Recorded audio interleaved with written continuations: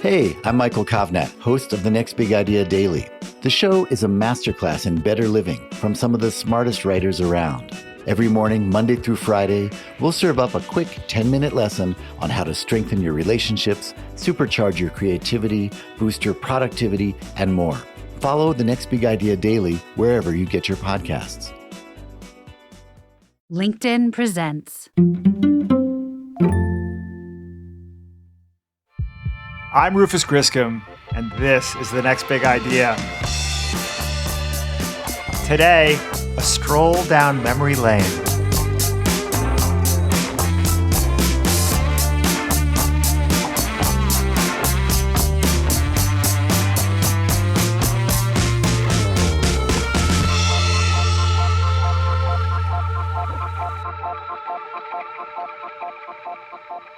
In the past 12 months, we've released more than 50 episodes of this show. 50 episodes. Could you believe it? We've covered everything from neuroscience to ancient history. We've asked bold and impertinent questions. Questions like, does laziness exist? And are we all living in a simulation? We've even talked about getting addicted to romance novels. It's a huge range, I know, but that's kind of the mission of the show and of the Next Big Idea Club more broadly. We're trying to map the world of ideas by bringing you engaging, surprising, and hopefully timely and insightful conversations with the writers and thinkers whose ideas are most profoundly impacting the way we live and the way we work, and the ways we understand ourselves and move through the world. These are extraordinary times. The pace of technology and scientific and political change is disorienting to many of us, sometimes exciting, sometimes daunting. I, for one, at the tender age of 54, I'm still trying to figure out the world.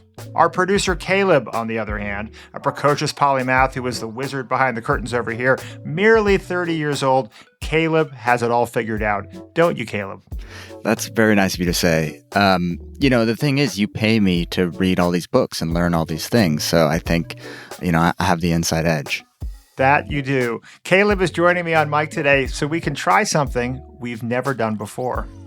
That's right. We're going to be listening back to some of our favorite moments from the dozens of conversations Rufus had this year. You can think of it as a highlight reel. Or maybe a greatest hits album. These are the moments that made us laugh. That gave us goosebumps. That caused us to sit up in our chairs. These are the moments that changed, sometimes in small ways, the way we see the world. They might just have the same effect on you. I'd like to think this thing we're doing, Caleb, with this podcast adds up to more than the sum of its parts. I'd like to think that we're collectively building some kind of knowledge together. Yeah. Right? In theory, that these conversations build on each other. And I think this special episode may be a way to reflect back on some of our learnings from the last year and how they inform each other. This is what coders, Caleb, would call refactoring. So I know you just referred to me as a precocious polymath, but I do not really know anything about coding. I'm not a tech geek. So explain that to us. What's refactoring? I'm really delighted to hear about all the gaps in your knowledge, Caleb. When you're designing a piece of software, you have to periodically go back and refactor your existing lines of code, restructure them, clean them up. And that's kind of what we're doing today. Yeah, no, that's a really, really cool way to put it. All right, so where do you want to start? One thing our best episodes all have in common is that they're all conversations. Now, this may sound kind of obvious since this is an interview show, but something that's come up again and again is how remarkable and useful and beautiful it is that we humans can talk to one another. One of the things that you realize, in the stuff that I've written about over the last 20 years is that our brains are pretty freaking amazing. That's our curator, Dan Pink, speaking with Rufus just a few weeks ago. It's kind of amazing what human beings can do with this 3-pound thing inside of our head. I mean, even to some extent, Rufus, what you and I are doing right now, I'm making sounds out of a hole in my mouth. But what that's doing is that that's conveying these complex ideas from my head into your head. That's an amazing thing when you think about it. That clip actually reminds me of something I learned from John Colapinto, who we had on the show to talk about his book, This is the Voice. It was a book about the astonishing power and subtlety of the human voice. John said something that I found to be absolutely astonishing. The fastest a human brain can respond to a statement is in 600 milliseconds, which is a little over half a second. And yet the average gap between statements in a conversation is 200 milliseconds. Wild. So we're all preparing to speak, Caleb, well before the other person finishes talking. It's a beautiful thing. And you know what I compare it to in my own mind, and I probably should have put this in the book, is if you play tennis at all, or if you're throwing a ball with a friend, a football, you start moving to where that ball is going, sometimes before it's fully left your friend's hand. And it's because you are able to read through repetitive throwing and catching. You're picking up all these visual cues and clues as to what the trajectory of that ball will be. And as it leaves the hand, well, by then you really are starting to know. You know what speed it's coming at. You know what its arc is going to be. And I mean, it's really why we're able to fluidly play catch. It's why we're able to fluidly play tennis. It's all about the anticipation. And I now wish that I'd actually put that in the book, because really the phrases that we speak to people in conversation have arcs and trajectories that are very, very similar to throwing a ball back and forth. You know, you and I are both very, very good at knowing, you know, as the ball is arcing down towards us, when it is we should start gearing up to speak. And it's really how we're able to drop in our reply within 200 milliseconds. It really should take 600 for us to get that all figured. But instead, we're ready before the other person has stopped speaking. And it's a remarkable aspect of our back and forth conversation. And in fact, really good conversation sounds like an unbroken ribbon of sound. It's almost as if it's one voice speaking. But hopefully, in this exchange of ideas, we're actually listening, changing each other's minds. As you put it, an exchange of musically orchestrated ideas. Absolutely. I mean, there's been, I wish my memory was better, but there's been a couple of times literally in the conversation we're now having where you've actually spurred and you've triggered like a new idea in me about this thing that I spent 3.5 years thinking about. And I mean, my God, how critical is that? I mean, our species clearly use this to really great effect because no other animal species does it. We don't just trade back and forth the idea that we're, you know, wanting someone to get off our territory by barking at them. We have this astonishing way to create ideas. I mean, we are a remarkable species, but really what makes us so special is that we're able to say stuff to each other. You know, I love that notion that what makes us human, it's not that we have opposable thumbs or that we walk upright on two legs, but it's that we can create ideas by talking with each other. I mean, I'm still impressed by the walking on two legs stuff. But nonetheless, this came up again in an interview I did with the science writer Annie Murphy-Paul. She made this really intriguing point that if you look at all the logical fallacies from which we humans suffer, you might conclude that our brains are just faulty, deficient. But when we speak to each other, when we debate and discuss, we correct those errors, and collectively, we think better. The brain's so extraordinary, it's so amazing, but wait, you know, it's so also so flawed and it fails so often. So how do we explain that? And Hugo Mercier and Dan Sperber, who are both cognitive scientists, they say, well, it's because we're using our faculties of reason in contexts in which they never evolved to be used. They evolved to be used in social settings in which we are picking apart the arguments of others and doing our very best to defend our own arguments and put the best version we can come up with of our argument out there to others. And so we're actually quite good at finding the flaws in other people's arguments, but we can at the same time be very blind to the flaws in our own arguments. So the way to get around the way that our faculty of reasoning has evolved is to use it in the context in which it originally was intended, which is a social context. And, you know, we all know that, arguing and debating doesn't always lead to better solutions, but it can if people come into it with the shared goal of getting as close as possible to the truth and practicing the method of making their own best argument, but keeping their minds open to hearing a critique of that argument from other people. And that is the strategy by which we can best make use of our evolved reasoning faculty. So one last thing I'd say about this is, Yes, conversation's remarkable. It's musical. It's a great tool, as Annie just said, for finding the flaws in our arguments and generating new ideas. But, having a good conversation is just also a lot of fun, right? So much fun. Like, we have a lot of fun, the two of us, having conversations as we make the show. And Yes, I we have do. a ton of fun listening to the conversations you have on the show. That brings up a really important point, just the idea that conversations can be fun. So that's tape from a chat you had with Catherine Price earlier this season. Catherine wrote a really charming book, and profound too, called The Power of Fun. It's all about why we need to be having more fun in our lives, but a really specific kind of fun.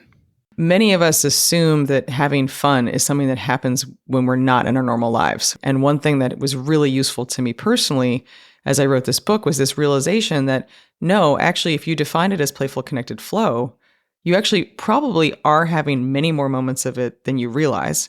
Because suddenly, any conversation that was playful that you enjoyed, you suddenly reframe as, oh, wait, that actually was fun. Like, I had fun. And that helps you to appreciate and benefit. But it also opens up the possibility of having fun in places you wouldn't expect it, of generating opportunities for fun. She said it kind of quickly in that clip, but I think Catherine's definition of fun is worth repeating because it's definitely something that has stuck with me since we spoke. She defines fun as playful, connected flow. To be in flow state requires some degree of challenge. And this, of course, is built into conversation. For me, anyway, it's among the most difficult things we do. You make it look pretty easy, Rufus. Well, I'm glad you've been hoodwinked. But it's not only difficult, but it's also among the most connected things that we do. Yeah. And we're doing it right. It's playful. Catherine is quick to point out that fun is not an activity, it's a feeling. The feeling, she writes, of being fully present and engaged, free from self-criticism and judgment. It is the thrill of losing ourselves in what we're doing and not caring about the outcome.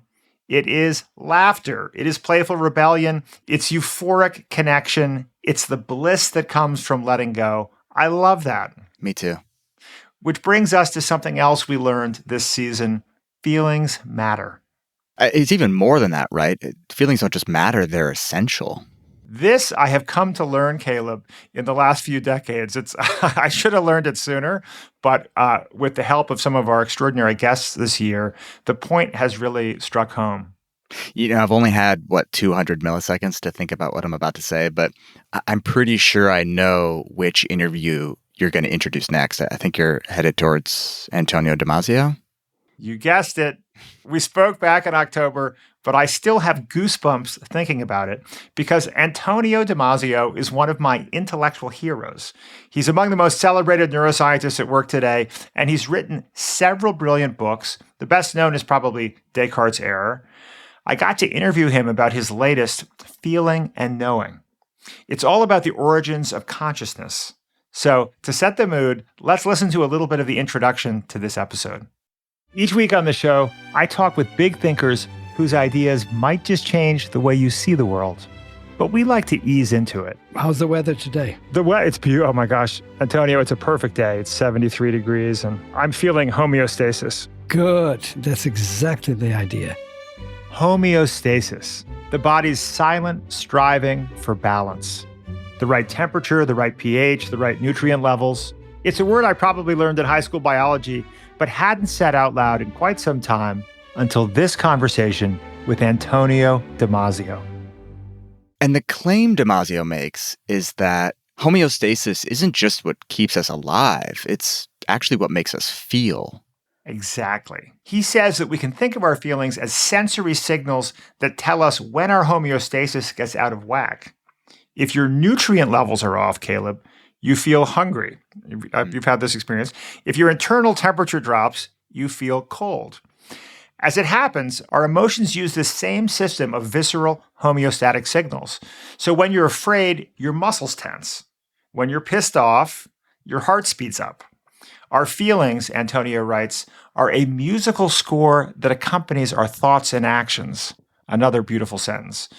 Learning to think about my feelings that way has, for me, had a really profound impact on how I understand my impulses and motivations. Here's how I explained it to Antonio. I sometimes get in a mental state, and I'm ashamed to say this, Antonio, where I get easily irritated by other people. But I've come to realize that when I get in that state, the only thing that makes me happy is focusing on my work. And I've come to interpret some of these mood shifts as a sign of the intelligence that is in my hybrid mind, both mind and body, that is telling me, you know what, it's time to get to work. Yeah. And there are other very nuanced examples, such as like I might attend a dinner party and have a lovely evening, and I wake up the next morning and I feel a sense of embarrassment or shame in a very blurry, sort of indistinct way, a visceral way, right? In the viscera. Yeah. And then I'll think back and realize, you know what, I made a comment that was not sensitive, and I ignored this other friend and probably hurt their feelings. And so I have learned from this visceral response in my body some intelligence about how I could improve my behavior. Absolutely. You are combining your intelligence, the intelligence that comes from your knowledge and your ability to reason with clarity, with the natural intelligence that comes from your feelings, which is, of course, something that you have inherited from evolution, and that is there in this interplay between nervous system and the living body.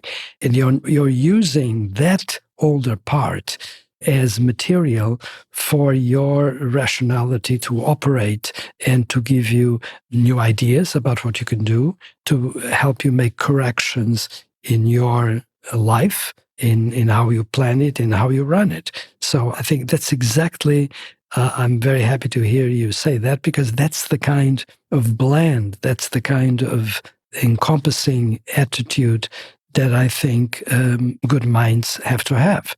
And any kind of extreme where you try to get rid of either the rationality or the affective component is not going to lead to a good result, because it's incomplete. And nature has provided us with all these possibilities. So why not make the best use of them, which is what you're doing. I'm glad you brought Antonio into the mix, because there's something the two of you discussed, and you actually brought it up again later in the season with another guest, and it just went completely over my head. So let me play you a clip, and then maybe you can dumb it down for me, Rufus. You probably know about some work that we have done here on a proposal to have artificial intelligence go soft.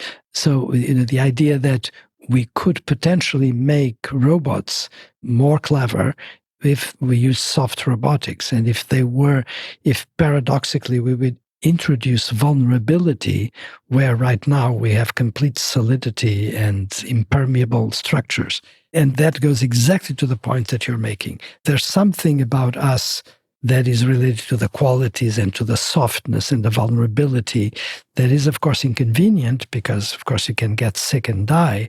But at the same time, it also produces this amazing intelligence. And guess what? We are intelligent in our human way because we are conscious. And we are conscious because we are vulnerable, because if that came from feelings, that is our great armament against that vulnerability. And so your paper, I think, was titled Homeostasis and Soft Robotics in the Design of Feeling Machines. And correct. And so is this proposal to actually help people build machines that can feel? And do you think that if that is successful over time, might that lead to helping computer AI attain consciousness through the building of a feeling machine? Theoretically, yes to all your questions, but one has to be very prudent and very modest.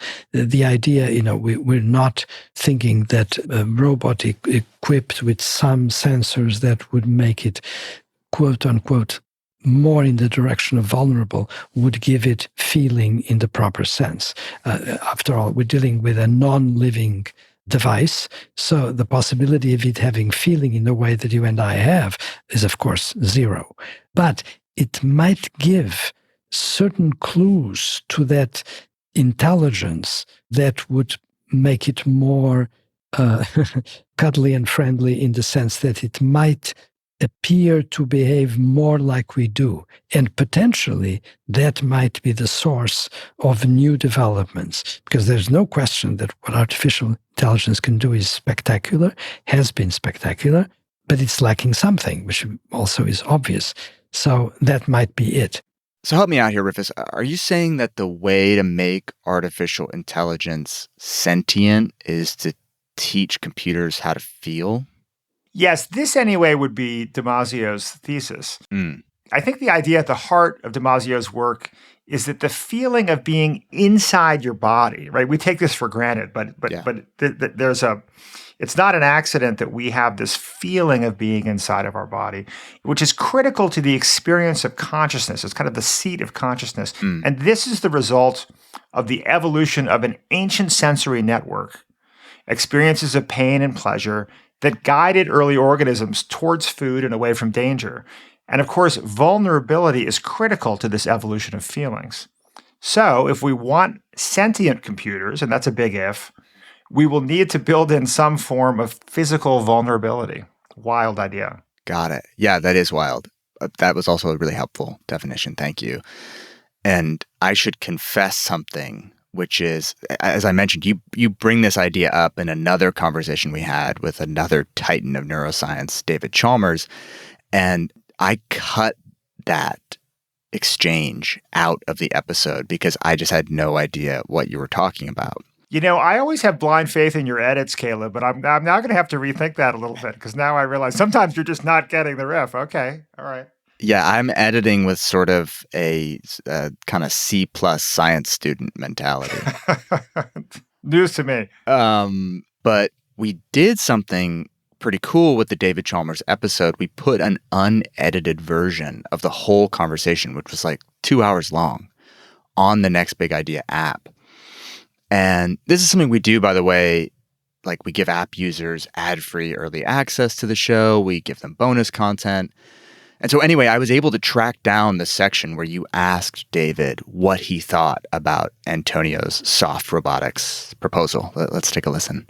You know, Damasio has this view that what preceded the emergence of consciousness was feelings, and feelings required physical vulnerability, right? And so this sort of physical vulnerability of multi-celled organisms, you know, created a pain response, which eventually manifested in a whole kind of symphony of feelings, and then layered on top of that is consciousness, so that there was arguably a substrate dependence. Having said that, Damasio was also working on creating feelings type systems, you know, for computer-based intelligence. So I've come around to the idea that maybe consciousness is not substrate dependent, but this is one of the questions that potentially would prevent, you know, full emergence of consciousness in simulations.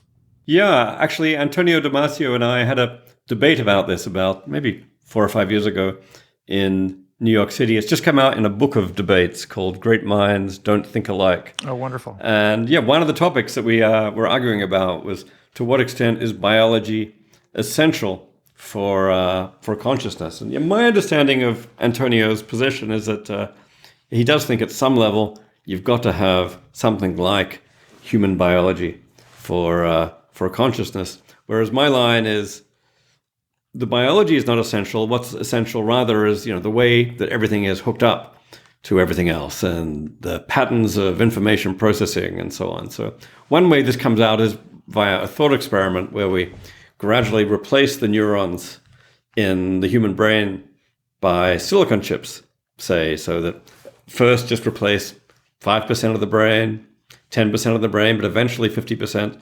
eventually end up with a silicon brain that functions just like the original human brain. And then the question is, will it be conscious, or will consciousness disappear somewhere along the way in that process? And I've always argued that if there's consciousness at the beginning, there'll be consciousness at the end. There's nothing absolutely special about biology. And the alternative is a kind of bio-chauvinism, where the biology somehow has magic powers. I've never quite seen how and why it would be that biology would have powers here that, say, silicon would not. But I think, at least at that point, Antonio was going the other way, although you say now he's trying to simulate feelings on a chip. Yes, he's working with a student on that as a project, which is interesting. I don't know, his view may have evolved. On the subject of the evolution of views, Dave, you are most famous, perhaps, for having posited the hard problem of consciousness, right? Which effectively stated that the emergence of an experience of what it is like to be conscious, it is a kind of miraculous development that's very hard to wrap your head around or to explain. And it seems the way that you're now speaking of sort of substrate independence of consciousness, that your view of this problem may have softened over the years. Is that the case, or you feel this is a different question? I don't know if it's changed that much. Yeah, I mean, there is this basic phenomenon of consciousness that stares us all in the face. We are conscious beings. That is, we have the subjective experience of perception, of feeling, of action. There's something it's like to be us. And this is a very deeply mysterious fact. How is it that a physical system like a brain should have subjective experience? Why does hooking up 86 billion neurons in the right patterns somehow give you the experience of consciousness? So that's what I call the hard problem of consciousness. How is it that how and why is it that physical processes in the brain should give you a conscious experience at all? Why is there consciousness in the world? But at the same time, I think I don't see why there's a difference between, say, biology and silicon processes here. I think the hard problem arises equally for both. Yeah, it would be very mysterious and surprising that silicon processes could give you consciousness, but it's also very mysterious and surprising that biological processes give you consciousness. I don't see any special reason why the biology should be crucial. And I guess over the years, it's come to seem to me that consciousness is most directly tied not to the specific substrate, but to patterns of information processing. So when you get information processed in a certain way, then you get consciousness like that. I mean, we still have the hard problem of why that happens. Nobody understands that. So to that extent, we should all have some humility here. But if it is the information processing that matters, then to me, it doesn't make an essential difference whether that happens in biology, in silicon, or in some other substrate. That gives you some sense of how far-reaching the unedited version of our conversation was. I really enjoyed that one. If you want to hear the whole conversation, all you have to do is download the Next Big Idea app and join the club.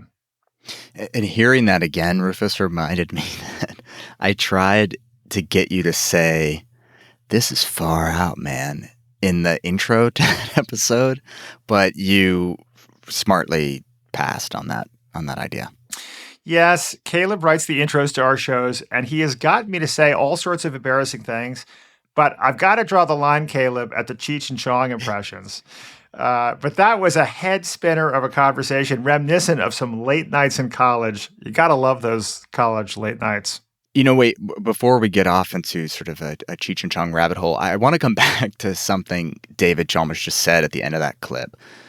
You know, he makes the point that if consciousness is the byproduct of how a physical system processes information, then it shouldn't matter whether that physical system is biological, like a brain, or silicon, like a computer chip, right?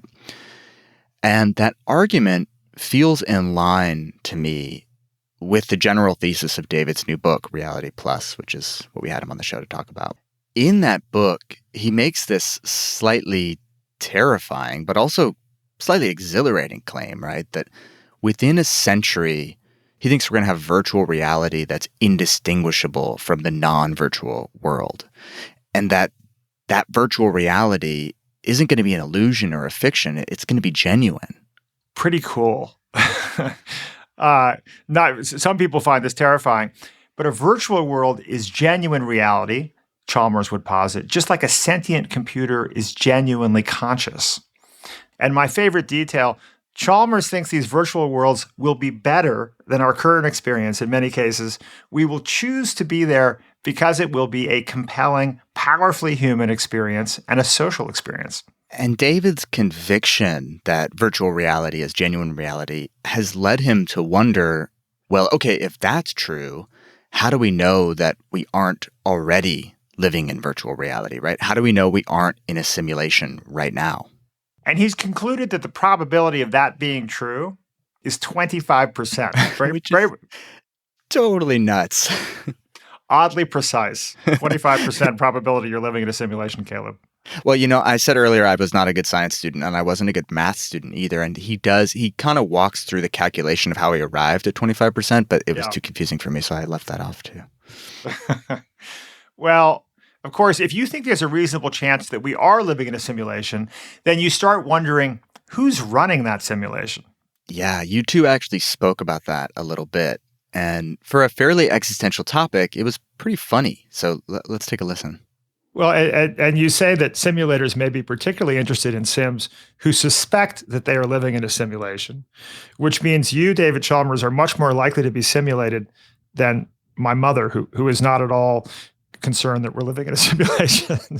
Any listener listening to this right now, this is maybe some sign that you're in it. Is it just coincidence you happen to find yourself listening to this podcast about a simulation?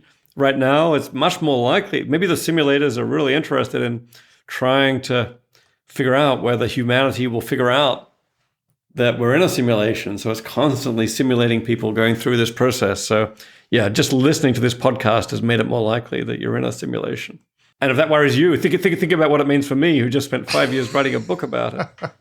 Well, then there's the concern that if you find decisive evidence that we are simulated, they might delete you because it might make the experiment less interesting, right? I like the argument that we need to live really interesting lives to avoid being deleted. The philosopher Hegel said that the point of the universe is to become conscious of its own nature. And once the universe becomes conscious of its own nature, then that's the end of history. So the simulation version of this is like, the simulators set up the universe in order to see when we would actually realize that we're in a simulation. The moment we realize that, at that point, the universe is conscious of its own nature. And at that point, that's the end of history. So maybe at that point, they shut down the simulation, or maybe they upload us from the simulation to the next stage of history. Interesting. Well, I'm hopeful that when people hypothesize that if they're trying to save on computer power, they might just sort of, delete less interesting sims. That even if they run us really slowly, that'll be okay. Simulators, if you're out there, please upload all of us so we get some life after death. You can put us on a slow computer; it's all right. We'll still get to experience it. The old jalopy in the corner. Far out, man. Let's take a quick break. When we come back, we'll leave the techno future behind and travel to the ancient past.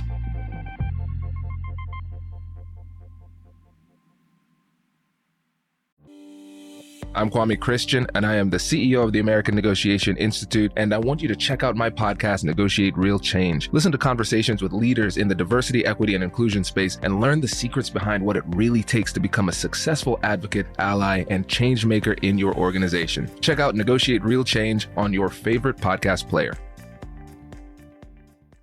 Hey folks, Rufus here. If you're a fan of our interviews with physicians, scientists, or entrepreneurs, then I have the perfect podcast recommendation for you, Raising Health. Previously called BioEats World, Raising Health comes from leading venture capital firm Andreessen Horowitz, A16Z. Each episode, Raising Health dives deep into the heart of healthcare, biotech, and AI with A16Z General Partners. Along the way, they explore the real challenges and opportunities in health and biotech entrepreneurship. Not to mention, you'll hear raw insights and actionable advice from notable guests like Omada CEO and co-founder Sean Duffy, and AI expert and Incitro CEO Daphne Kohler. Don't miss out.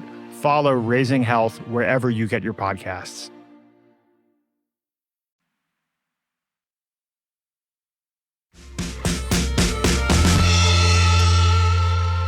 Welcome back to the show.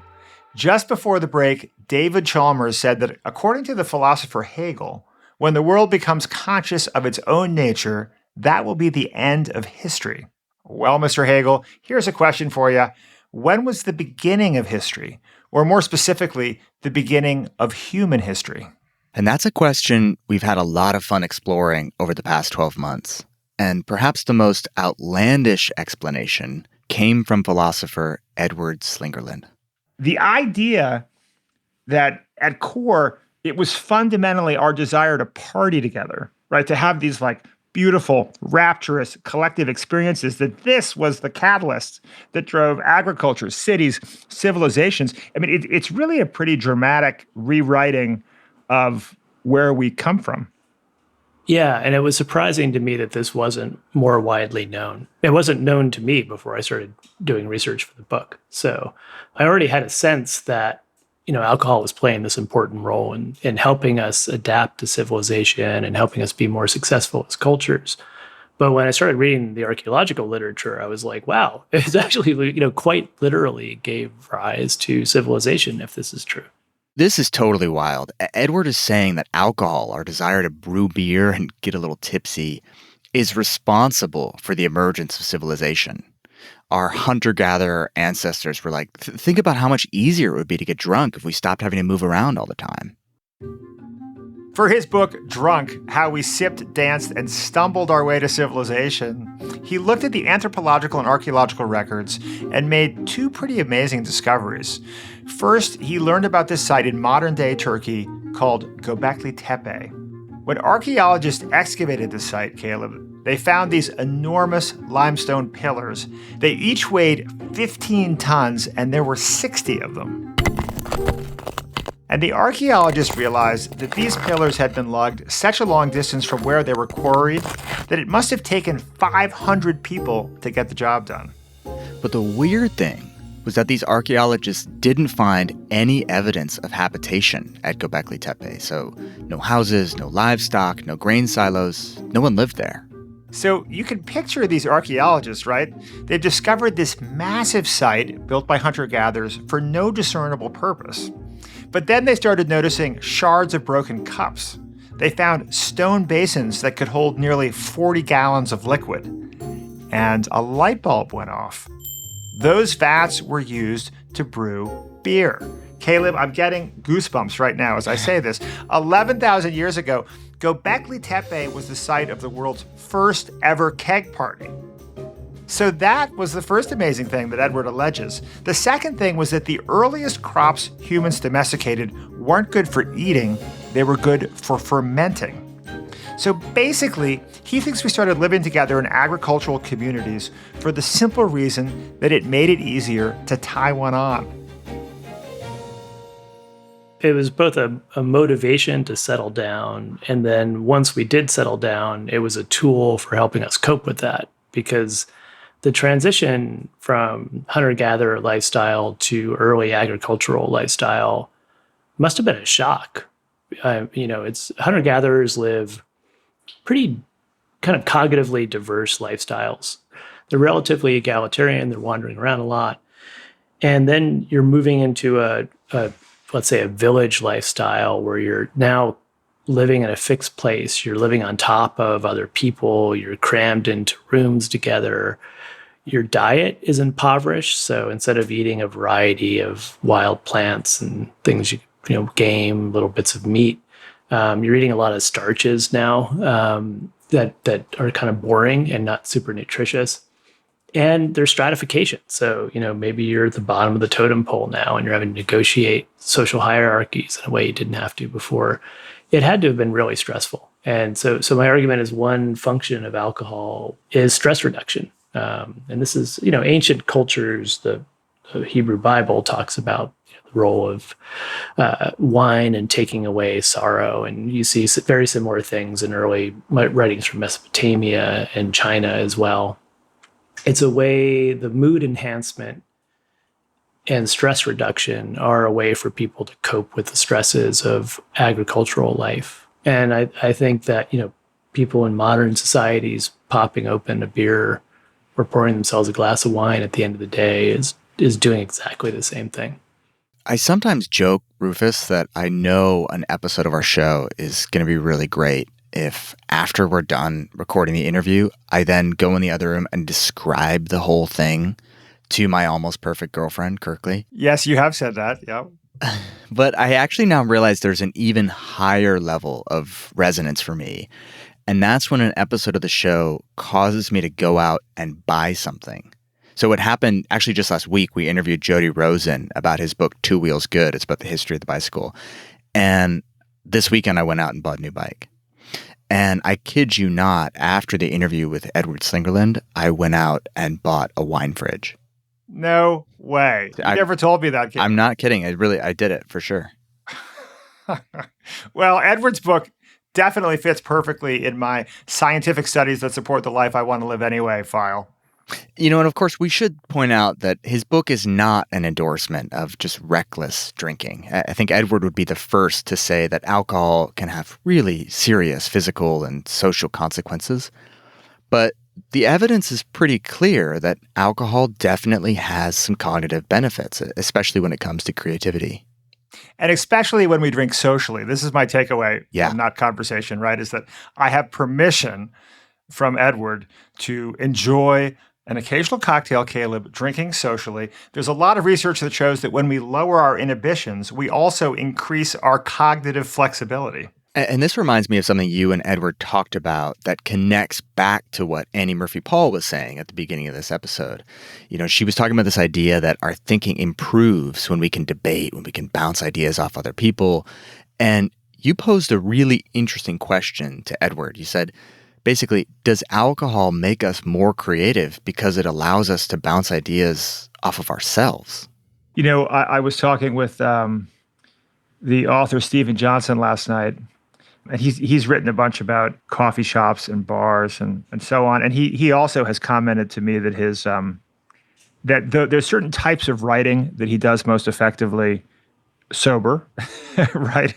But that some of his most lyrical, kind of beautiful sentences, and some of his most kind of counterintuitive and maybe effective metaphors, he'll generate later in the evening, you know, having had a glass of wine. And we were talking about it last night, and he pointed out that he wrote in his book Farsighted about all the evidence that neurodiversity improves collective thinking. So just getting together with a bunch of colleagues in the bar is itself a positive for collective thinking because of the neurodiversity. But he was also pointing out that you can have chemical neurodiversity with your own different mental states, right? So if you that's cool. if you occupy, that's a if good you point. think about the same problem in different kind of chemically induced, you know, cognitive states, you're actually introducing a kind of neurodiversity to your own perspective on the topic. That's cool. That's a great way to think about it. Yeah. I think all the best lines of my books were probably all written at some level of BAC. You know, then the editing happens on coffee, right? During the daytime. So that's an interesting way to put it. You know, maybe successful intellectual workers are able to use different substances to create neural diversity within themselves. Now for those listeners who may be skeptical about this kind of enhancement of creativity that alcohol makes possible, I mean, we think there might be some broader historical evidence of this.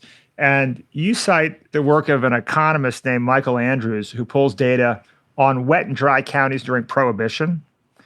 And I think he was able to show pretty conclusively that the number of new patents were reduced by 15% annually in counties that went from wet to dry in the early years of Prohibition. Was that right?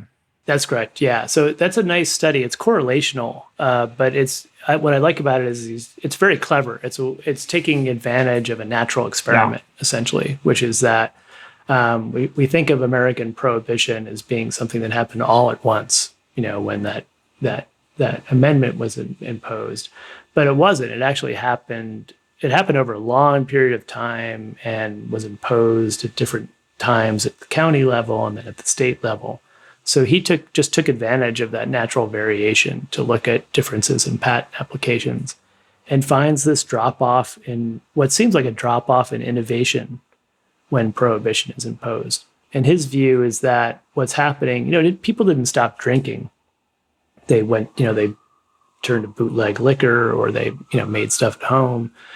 But what they couldn't do anymore is go to saloons and talk over alcohol. The damage that Prohibition did to collective innovation was the elimination of collective drinking.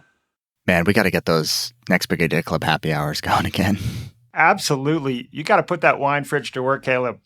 I also want to note here that what's happened just here in that exchange is one of my favorite things that happens occasionally in conversations, which is when authors, rethink some of their assumptions or are introduced to a new idea. Yeah. I mean, it's I'm always gratified when we actually get the authors off of their script and engaging with ideas they didn't see coming.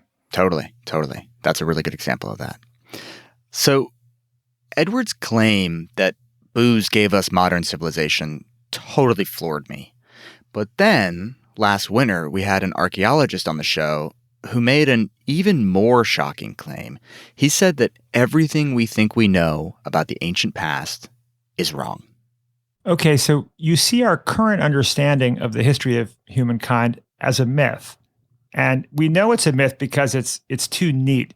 It can be summed up in just a few sentences. That's right. Can you share with us that myth?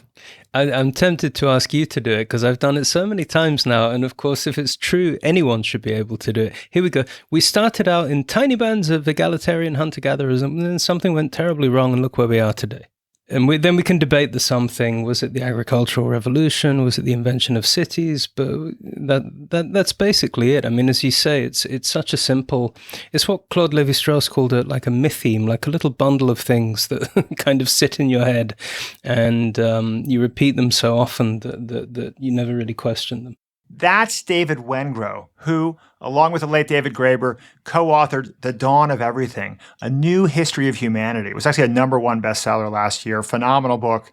In the book, they point out that the transition to agriculture didn't happen overnight. It took 3,000 years, and it didn't result in immediate inequality. As it happens, many early agricultural societies were highly egalitarian. They also write, and this was shocking to me, that the idea that we needed settled agriculture in order to construct cities is also a myth. He even references Göbekli Tepe, but he points out that it was actually one of several massive gathering sites constructed by hunter-gatherers. Let's hear a little bit of that conversation. You write, the world of hunter-gatherers, as it existed before the coming of agriculture, was one of bold social experiments, resembling a carnival parade of political forms. I love that. Far more than it does the drab abstractions of evolutionary theory. So the reality, it was much more colorful. Yeah, I mean, you look at the archaeological evidence of what human beings were up to before the coming of, say, rice farming in East Asia, or maize growing in the Americas, or wheat and barley in Eurasia.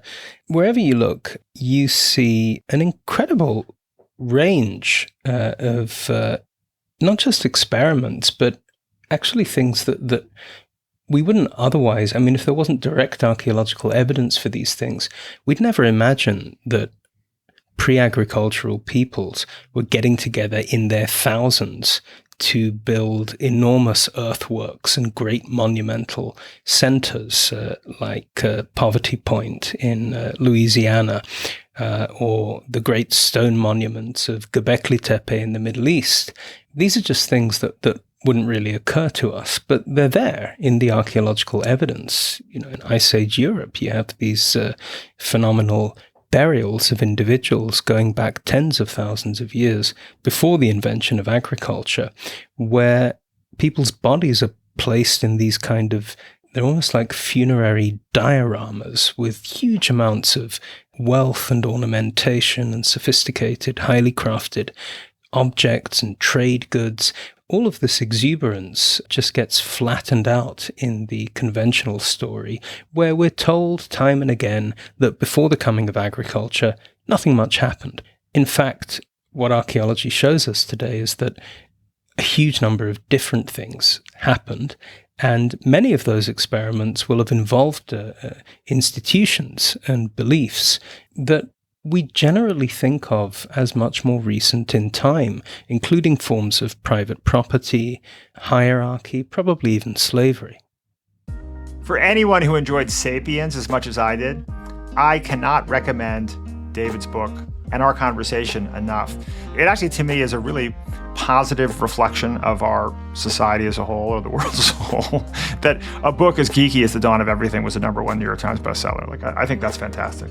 As geeky and as long, right? I mean, it's like a 800 or 900 page doorstopper. gives me hope. David also has the distinction of being the only anarchist we've ever had on the show. You know, this reminds me of some of the reviews of the book I've read that refer to you and David as anarchists. And popular culture is not especially kind to anarchists. The word conjures up piercings and tattoos, but then I look at the author photos on your book jacket, and it's two guys in collared shirts. So I have to ask you: Are you David? What were you anarchist? expecting? I personally, and I suspect this might be a good anarchist position. It's not for me to say, but I don't like pigeonholes. I don't like pigeonholing people. I don't like sticking labels on people. Maybe that makes me a good anarchist, but that would be a kind of self-defeating argument, wouldn't it? Well played. Well, I love this question that you ask in the book. What if we treat people from the beginning as imaginative, intelligent, playful creatures who deserve to be understood as such? What a radical suggestion, huh? What a radical suggestion. Only an anarchist could possibly conceive of anything so crazy. Okay, let's pause for a second and just acknowledge the range of ideas we've encountered so far. So, we learned about the cognitive magic of conversation, we explored the origins of consciousness, and we busted a few myths about the ancient past. Let's come back to the present and hear from another mythbuster. Devin Price is the author of Laziness Does Not Exist. And Devin says many of us labor under the delusion that there's some sort of evil force within us that drives us to be unproductive. But instead, Devin says the impulse to be lazy is actually not a bad thing. Here's one of the examples they give of behavior that looks indolent, but could actually be good for us. So I had this graduate student who since graduated, Marvin, who is a mortician, interestingly, and he was really studying cyber loafing, so kind of screwing around online while you're technically at work, and the psychological benefits and just the motivations for why it happens, because it's just one of those things, again, that industrial organizational psychologists bump up against, where they view it as this barrier to productivity. Employees are constantly, checking Facebook and online shopping. How can we keep them from doing this? And what Marvin really found was that, and there's some pre-existing work in the literature on this as well, that cyber loafing often plays a really important gear shifting function for workers. So when people are shifting between tasks or have just completed kind of an arduous or boring work task, that's when they tend to kind of come up for air by checking in on what their friends and family are up to, looking at something online, scrolling through Instagram. And it's really a form of seeking novelty and social contact. Yep. And it can actually be really beneficial. Or it's just inevitable. There's kind of two different ways we can look at it, as something that is really important and helpful psychologically, or just also like a basic human need that is value neutral, that we can just accept. And what Marvin found in his research specifically was that cyber loafing was really helpful to morticians working in their offices late during the pandemic, a really stressful time to be a mortician. And so, again, it's just one of those things we can kind of normalize and just accept instead of passing judgment against. Cyber loafing. What a wonderful word. To loaf is to lounge or saunter lazily and idly, which, of course, we all do digitally now and then. I'm sure you do, Caleb. Yes. And Devin has given us permission. The cyber loafing idea actually came up in another conversation you had this year. It was with Dr. Anna Lembke. She's a professor at Stanford Medical School and one of the world's leading experts on addiction. And Anna is actually no stranger to cyber loafing herself, though in her case, she's not just scrolling through Instagram. So, Anna, I have to ask you, who the heck is Dr. Pimple Popper, and why are you watching these videos? You haven't watched any of Dr. Pimple Popper's videos? Okay, now I'm really embarrassed. These are videos of a dermatologist. I think she's a dermatologist, just popping people's pimples large and small. I really don't want to go into any kind of psychoanalytic analysis of why they're appealing to me, but they are.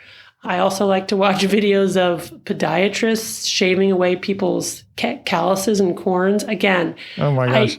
Yeah, weird, right? But I can literally watch those for hours, just one after another. It's very, oh my gosh, very strange. Well, yeah. you're not alone, because I actually did look it up. I had to look it up after, and your addiction's a contagion.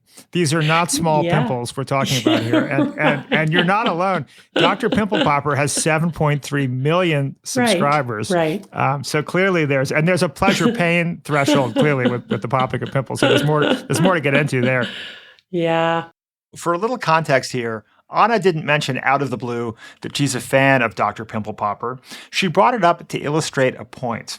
Here's a clip for the book bite she made for the Next Big Idea Club for her most recent book, Dopamine Nation.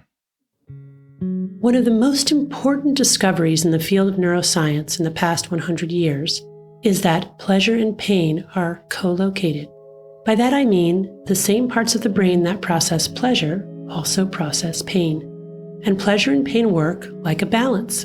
When we feel pleasure, the balance tips one way. When we feel pain, it tips the other. One of the overarching rules governing this balance is that it wants to stay level. After any deviation from neutrality, our brains will work very hard to restore a level balance, or what neuroscientists call homeostasis.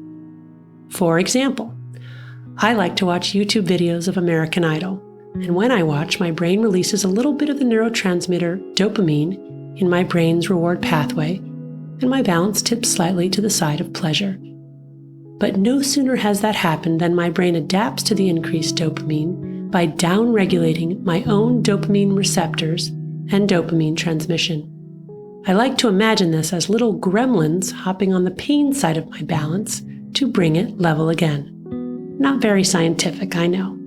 But here's the thing about those gremlins. They like it on the balance. So they don't hop off once it's level. They stay on until it has tipped an equal and opposite amount to the side of pain. This is the after effect, the hangover, the come down, or in my case, that moment of wanting to watch just one more video. If I wait long enough, the gremlins hop off the balance, neutrality is restored, and that feeling passes. But what if I don't wait? What if instead I watch another video and another and another, and pretty soon I'm no longer watching American Idol YouTube videos. I'm watching YouTube videos of people watching YouTube videos, alternating with memes of Dr. Pimple Popper. Now, if I keep doing this for hours a day, days to weeks, weeks to month, I end up with enough gremlins on the pain side of my balance to fill a whole room. They're camped out for the long haul, tents and barbecues in tow. Once that happens, I've changed my joy set point. I need to keep watching YouTube videos not to feel pleasure, but just to feel normal. And as soon as I stop watching, I experience the universal symptoms of withdrawal from any addictive substance: anxiety, irritability, insomnia, dysphoria, and mental preoccupation with using, otherwise known as craving. This is the hallmark of the addicted brain. This basic situation of these gremlins you described, maintaining the pleasure-pain balance or the hedonic set point, gosh, it feels like a dire state of affairs. It's a little bit of a cruel trick, right? I mean, we find a source of pleasure, and it's almost immediately counterbalanced with pain. Yeah. And if you continue to tap the pleasure bar too many times, our experience of the pleasure erodes. And we're building, if I understand correctly, a kind of mounting debt of pain and discontent. Yes. And it feels almost like a neurochemical explanation for our inherent discontent as a species, which I think poets and writers and philosophers have known for generations, that we are to some degree a discontented species, and it's probably not by accident. Right. But this explains what's happening neurochemically. Yeah, exactly. It gives a neuroscience frame for why we are the ultimate seekers, never satisfied with what we have, always looking for more. And again, it's what has kept us alive and really dominant as a species for so many millions of years. But it turns out to be a real bummer if you've transformed the world to one of overwhelming overabundance. Now, we've got so many feel-good drugs and behaviors just at the touch of a finger that we've all kind of, like, our whole existence is sort of fetishized now, and it's really strange. Anna's book, as you said in that clip, uses neuroscience to try to understand why we are, by nature, a discontented species. And another book that we loved this year that tried to answer that same question by calling on some other disciplines like psychology and philosophy was Bittersweet: How Sorrow and Longing Make Us Whole. And it was written by our curator and just one of our favorite people, Susan Cain. Here she is describing her book's origins. And I should warn you, you may want to have a box of tissues handy because this clip really tugs at the heartstrings. So at first, all I really wanted to do is answer this question about what philosophers call the paradox of tragedy. You know, like, why would we engage with art forms that should make us sad? But what I started to realize is that these art forms were part of these centuries of wisdom traditions and artistic traditions that all contain this message to us, that these states of longing that we feel for a more perfect and beautiful world than the one that we have, that is like the fundamental state of the human soul. And for some people, it's expressed religiously in explicit religious terms. And for some people, it's metaphorical. But that is fundamentally who we are. And it's also the wellspring of our best natures. It may not always be happy, but it's our creative wellspring, and it's one of our deepest wellsprings of connection with each other. Well, and the power of that connection is so beautifully demonstrated in the story that you open the book with, the cellist from Sarajevo. Can you share that story? Yeah, sure. So I think it was in 1992, there was the famous siege of Sarajevo, in which there were literally it was a civil war, and there were snipers on the hills of this beautiful city. Historically, this had been a city in which three different peoples, it was Muslims and Croats and Eastern Orthodox, had been living together in more or less harmony for quite some time. But then suddenly it broke out into civil war, and the people of the city literally couldn't leave their homes without risking their lives because there were snipers up on the hills and there were bombings and so on. And one day there was a bombing of a bakery in the middle of the city, and a man named Vedran Smilovic had been near that bombing, and he took care of the wounded, helped to take care of the wounded. And then he came back the next day to the scene of the bombing, and he was the lead cellist of the Sarajevo Orchestra. And he came back and he was dressed up in his concert tails, like in a tuxedo and so on. And he plopped a chair down right in the middle of all this wreckage and carnage and rubble. And he took out his cello and he played the Albinoni in G minor, which most people listening, they may not know what it is, but if they hear it, they'll recognize it. And it's just the most hauntingly beautiful music you can imagine. And people said to him, how could you do this? How could you sit out and expose yourself to all this risk? You're going to be shot any moment. And he said, you asked me if I'm crazy to be doing this. You should ask them, are they crazy to be bombing the city? But he plays this haunting music every day for 22 days out in the open. Wow. One day for each of the 22 people who had been killed by the bombing. And there's something about that music and its yearning, haunting, minor key nature that expresses better than anything else could the fact that this is on the surface a city of combatants or victims of combatants, but it's really a city of people aching for love. And that's what he's saying with that music.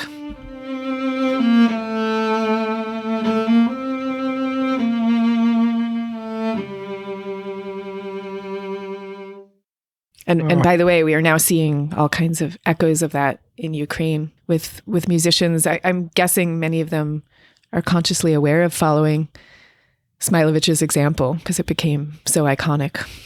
That's right. I texted you. You may have already seen it, this incredible article about this violinist in Kiev, a conservatory student named Ilya Bondarenko, who partnered with a violinist in Los Angeles to create what they called a violin flash mob. They created a video that opens with Ilya performing a Ukrainian folk song in a basement shelter in Kiev. Mm-hmm.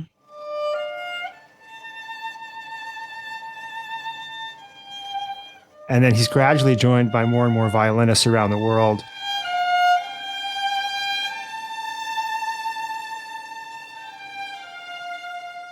It's just so powerful. And it's amazing to me that that's a Ukrainian folk song. What I hear listening is, we are all mortal, we're all going to die. But before then, we have this time together and it's beautiful.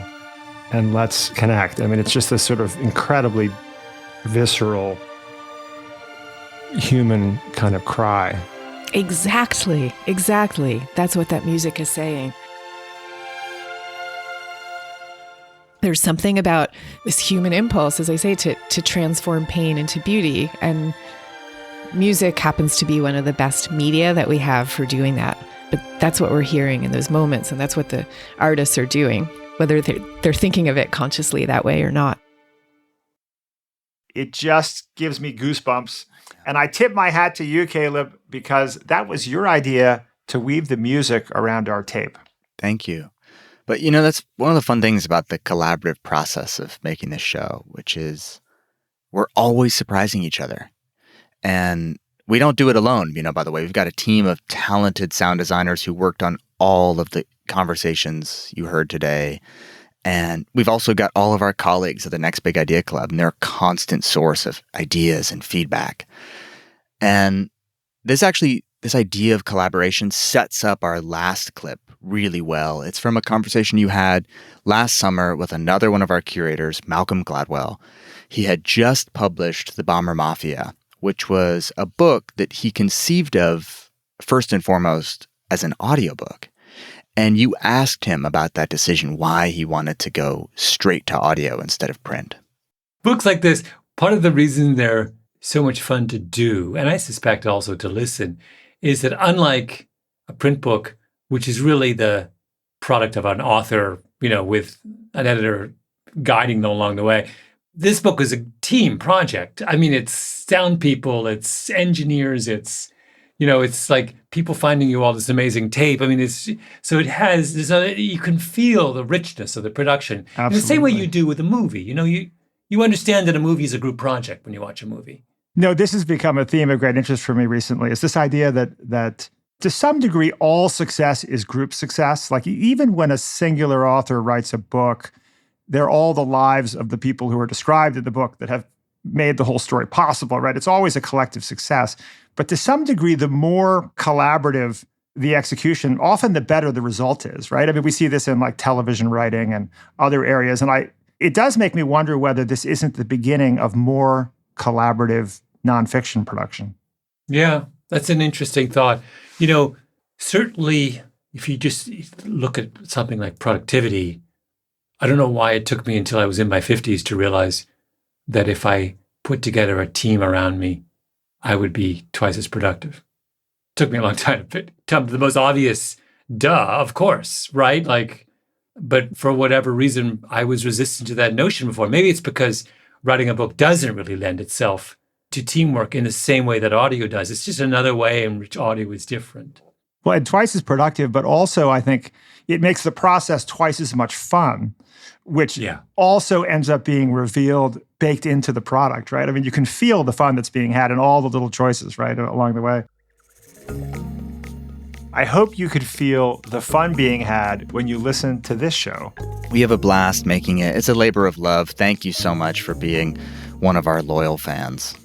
Before we go, how about a quick update about what's in store for the Next Big Idea over the next few weeks?